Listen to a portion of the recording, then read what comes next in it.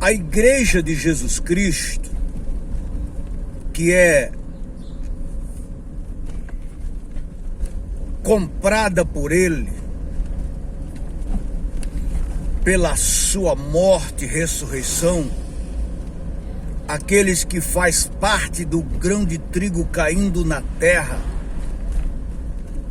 não morrer, fica ele só.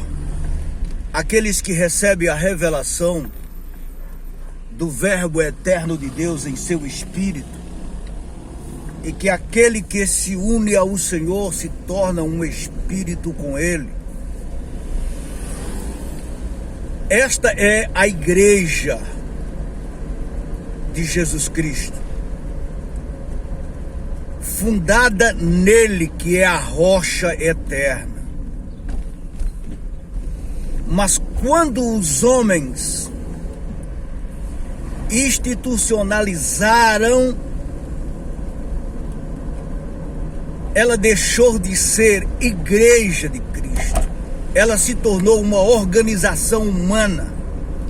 Ela se tornou anátema, maldita. Até no quarto século não havia templo, não havia dogma, instituição, doutrinas, regras de homens, ensinamentos de homens. Não havia instituição, denominação, mas havia a Igreja de Cristo. Quando em Atos dos Apóstolos, nos primeiros capítulos, diz que Paulo assolava a igreja, perseguia a igreja. Não havia templo, não havia organização como instituição. Havia um grupo de seres humanos lavados e remidos no sangue do Cordeiro, que faz parte do corpo de Cristo. A Igreja do Senhor Jesus Cristo, quando eles organizaram essa instituição, institucionalizaram, ela se tornou maldita, deixou de ser evangelho puro, mas meio de comando humano, meios de ganhar grana, dinheiro, meios de ter poder sobre as pessoas, dominar e controlar e manipular as pessoas. Na primeira pregação do apóstolo Paulo, diz que quase 3.000 almas renderam-se a Cristo. Eles não institucionalizaram, nem repartiram o povo, e nem tinha domínio sobre o povo. Ninguém era dono de igreja, nem de ministério. Ninguém era cabeça e ninguém controlava o povo. Todos eram era igual. Não havia em Pedro, em João, nem Bartolomeu, nenhum dos apóstolos, aquele que era o comandante, aquele que controlava, aquele que dava as ordens, porque sempre quem deu as ordens e quem deve dar as ordens é o cabeça, é Cristo, o bom pastor, que dá a vida pelas ovelhas. Então a igreja não é uma organização. Ah, mas todos dizem, não, eu sei disso. Ah, sabemos disso. Que a igreja é o corpo vivo de Cristo. Mas não funciona na prática. Vocês têm como cobertura espiritual o vosso líder. Vocês têm como cobertura e segurança espiritual vosso ministério, vosso templo, vosso lugarzinho sagrado, que vocês a chamam de casa de Deus. E que bem-vindo à casa de Deus, bem-vindo à casa do Senhor. Eu não sei como é que um teólogo, como eu tenho amigos, e que se expressa ainda dessa maneira: bem-vindo à casa do Senhor, bem-vindo à casa de Deus, bem-vindo à casa do Pai. A única casa que eu conheço e que Deus pode residir, Deus pode habitar, é você, em seu espírito, em nosso espírito. Deus não habita em templos feitos por mãos de homens, mas vocês a chamam de casa de Deus, de casa do Pai, de casa do Senhor, simplesmente porque vocês foram doutrinados para isso. E vocês que têm conhecimento e sabem que isso não é verdade, continua dizendo isto para manter as pessoas ali acreditando naquela estrutura física, nessa organização, nestes templos feitos por mãos humanas.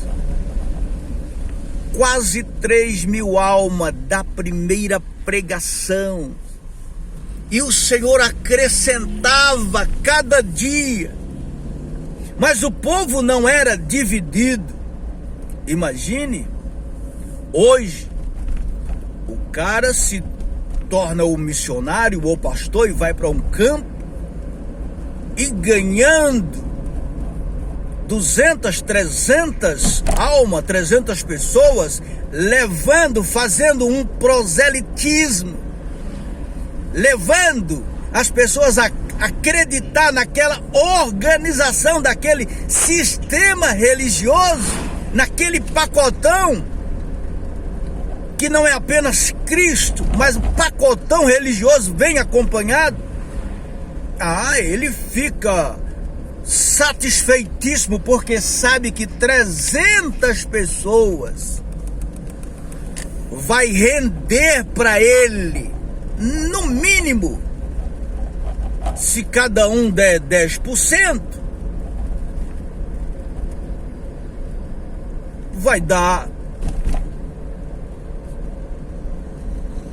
uma quantia bem razoável, né? Vai dar quase 30 mil reais, fora as ofertas, arrancando o dinheiro do povo, mandando o povo fazer voto, dizendo que se você não der o dízimo, os 10%, você vai para o diabo, você estará debaixo de maldição, e que para você ser fiel ao verbo eterno de Deus é obrigado você pagar dízimo, voltar à lei que foi abolida, porque o dízimo é um mandamento para sacerdotes, para os levitas, e não para a igreja de Cristo. As pessoas ofertavam e começava era pelos apóstolos, pelos representantes, como Barnabé, doava suas propriedades, não para os apóstolos, não para a organização de pastores, ou que estava de frente da pregação, não, mas para o povo, para alimentar o povo, para suprir a necessidade do povo. E você não vê Paulo tirando oferta para o seu benefício próprio. Não, você vê Paulo tirando oferta, estou pedindo oferta para benefício da causa dos mais necessitados. Mas você não vê Paulo tirando dinheiro, oferta missionária, mandando você fazer voto. Isso tudo é um evangelho maldito, é um evangelho anátema, como diz Paulo, que se ouvir outro evangelho, além daquele que já foi pregado, considere maldito. E todo esse evangelho aí que impõe regras, doutrinas, costumes, e que aprisiona você e que você é obrigado a crer naquelas verdades absoluta, não é evangelho. Porque todos aqueles que têm o Espírito de Cristo não precisa que ninguém vos ensine, porque a unção vos ensinará todas as coisas. O Espírito veio exatamente para isso, para nos guiar e para nos ensinar e para nos orientar em todas as coisas. Mas não, as pessoas preferem ficar controladas por essas organizações disfarçadas de igreja, mas são empresas, negócios. Por isso que Pedro disse que fariam do povo um comércio, meio de ganhar dinheiro, grana. É isso que você serve para essas organizações. Negócio. Essa é a realidade. O Evangelho de Cristo não é uma religião, não é uma organização de quem quer que seja Lutero, seja Calvino, seja John Wesley, seja quem quer que seja, esses restauradores. Eu li um livro certa vez que os pais da igreja, pai da igreja, meu Deus do céu, os fundadores da igreja, os restauradores da igreja. Ninguém pode fundar igreja, ninguém é pai da igreja. Jesus Cristo é o cabeça, é o fundador da igreja. Ninguém pode restaurar a igreja, ninguém pode colocar outro fundamento além daquilo que já foi colocado. Por hoje é só.